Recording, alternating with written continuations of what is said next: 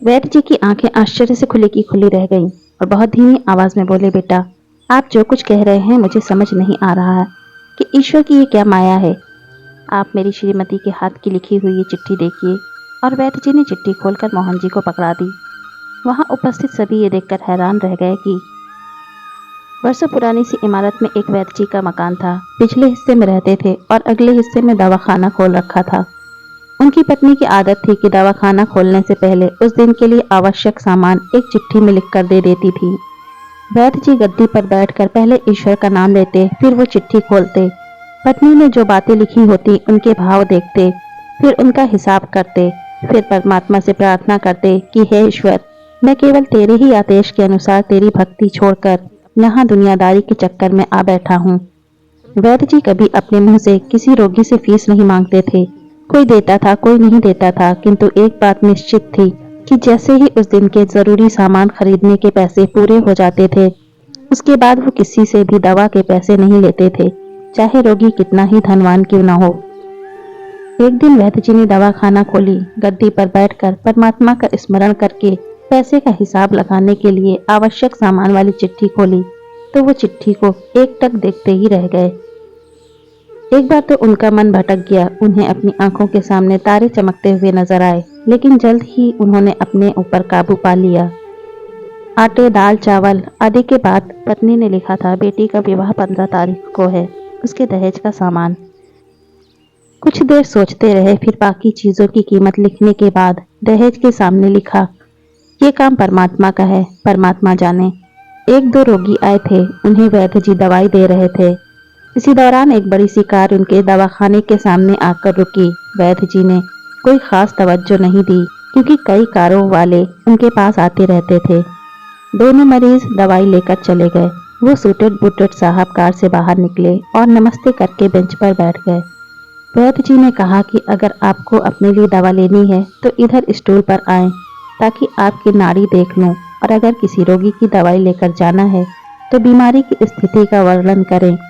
वो साहब कहने लगे, वैद्य जी, आपने मुझे पहचाना नहीं। मेरा नाम मोहन है, लेकिन आप मुझे पहचान भी कैसे सकते हैं, क्योंकि मैं 15-16 साल बाद आपके दवाखाने पर आया हूँ। आपको पिछली मुलाकात का हाल सुनाता हूँ, फिर आपको सारी बात याद आ जाएगी। जब मैं पहली बार यहाँ आया था तो मैं खुद नहीं आया था, ईश्वर मुझे आपके पास ले आया था, क्योंकि ईश्वर ने मुझ पर कृपा की थी और वो मेरा घर आबाद करना चाहता था। हुआ इस तरह था कि मैं कार से अपने पैतृक घर जा रहा था। बिल्कुल आपके दवाखाने के सामने हमारी कार पंक्चर हो गई। ड्राइवर कार का पहिया उतार कर पंक्चर लगवाने चला गया। आपने देखा कि गर्मी में मैं कार के पास खड़ा था, तो आप मेरे पास आए और दवाखाने की ओर इशारा किया और कहा कि इधर आकर कुर्सी पर बैठ जाएं। अंधा क्या चाहे, दो आंखें। और कुर्सी पर आकर मैं बैठ गया। ड्राइवर ने कुछ ज्यादा ही देर लगा दी थी। एक छोटी सी बच्ची भी यहाँ आपकी मेज के पास खड़ी थी और बार बार कह रही थी, चलो ना बाबा, मुझे भूख लगी है। आप उससे कह रहे थे कि बेटी, थोड़ा धीरज धरो, चलते हैं। मैं ये सोचकर कि इतनी देर से आपके पास बैठा था और मेरे ही कारण आप खाना खाने भी नहीं जा रहे थे, मुझे कोई दवा खरीद लेनी चाहिए, ताकि आप मेरे बैठने का भार महसूस ना करें। मैंने कहा, वैद्य जी, मैं पिछले 5-6 साल से अमेरिका में रहकर कारोबार कर रहा हूँ। अमेरिका जाने से पहले मेरी शादी हो गई थी, लेकिन अब तक बच्चे के सुख से वंचित हूँ। यहाँ भी इलाज कराया और वहाँ अमेरिका में भी, लेकिन किस्मत ने निराशा के सिवा और कुछ नहीं दिया। आपने कहा था, बेटा, भगवान से निराश ना हो। याद रखो कि उसके घर में किसी चीज की कोई कमी नहीं है। आस, औलाद, धन, इज्जत, सुख, दुख, जीवन, मृत्यु, सब कुछ उसी के हाथ में है।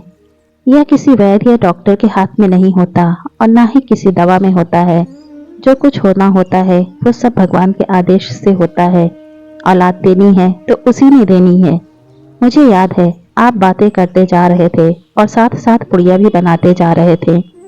सभी दवा आपने 2 भागों में विभाजित कर 2 अलग अलग लिफाफों में डाली थी और फिर मुझसे पूछकर आपने एक लिफाफे पर मेरा और दूसरे पर मेरी पत्नी का नाम लिखकर दवा उपयोग करने का तरीका बताया था।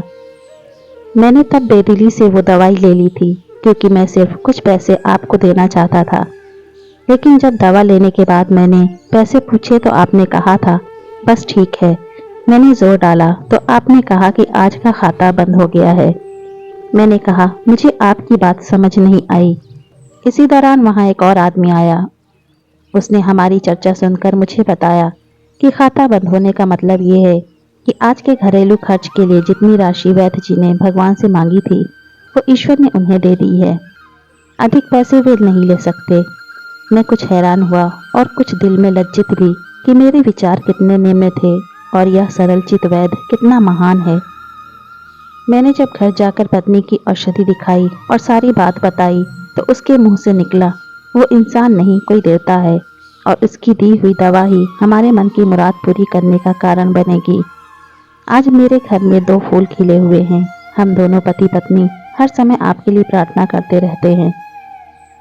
इतने साल तक कारोबार ने फुर्सत ही न दी कि स्वयं आकर आपसे धन्यवाद के 2 शब्द ही कह जाता। इतने वर्षों बाद आज भारत आया हूँ और कार केवल यहीं रोकी है। वैद्य जी, हमारा सारा परिवार अमेरिका में सेटल हो चुका है। केवल मेरी एक विधवा बहन अपनी बेटी के साथ भारत में रहती है। हमारी भांजी की शादी इस महीने की 20 तारीख को होनी है।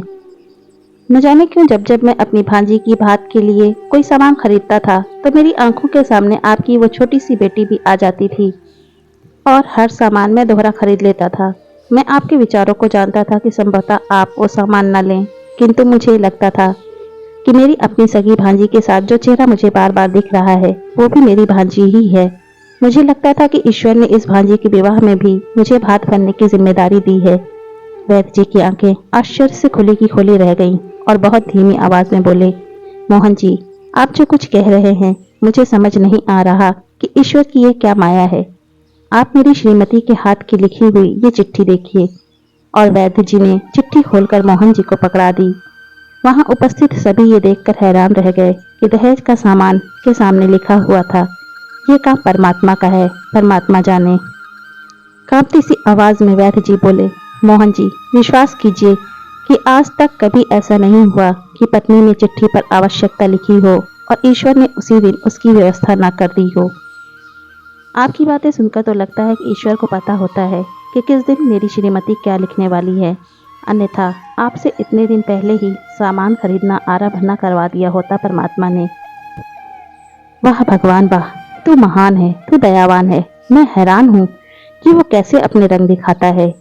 वैद्य जी ने आगे कहा, जब से होश संभाला है एक ही पाठ पढ़ा है कि सुबह परमात्मा का आभार करो, शाम को अच्छा दिन गुजारने का आभार करो, खाते समय उसका आभार करो, सोते समय उसका आभार करो।